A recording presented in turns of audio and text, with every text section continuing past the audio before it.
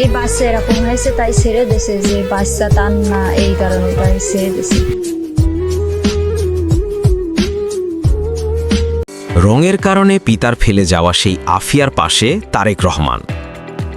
যশোর জেলায় গায়ের রঙের কারণে পিতার ফেলে যাওয়া সেই শিশুকন্যা আফিয়া ও তার মায়ের পাশে দাঁড়িয়েছেন বিএনপির ভারপ্রাপ্ত চেয়ারম্যান তারেক রহমান। আফিয়ার লেখাপড়ার পূর্ণ দায়িত্ব নেওয়ার পাশাপাশি আগামী 10 দিনের মধ্যে আফিয়া ও তার মায়ের জন্য ঘর নির্মাণ করে দেওয়ার নির্দেশনাও দিয়েছেন তিনি।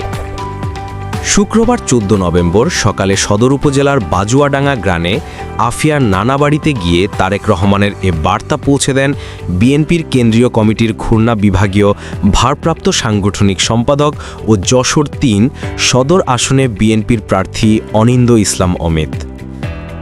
আফিয়া ও তার মায়ের মানবেতর জীবনযাপনের চিত্র সামাজিক যোগাযোগ মাধ্যমে ভাইরাল হলে তা তারেক রহমানের দৃষ্টিতে আসে।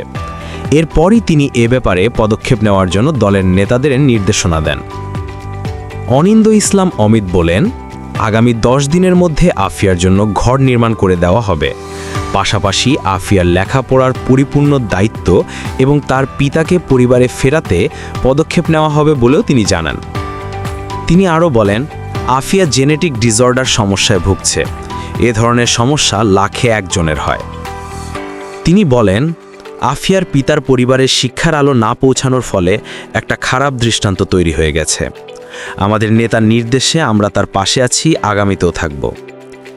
এদিকে তাদের দুর্দশা লাঘবে পদক্ষেপ নেওয়ায় তারেক রহমানের প্রতি সন্তুষ্টি ও কৃতজ্ঞতা প্রকাশ করেছেন আফিয়ার মা মনিরা খাতুন।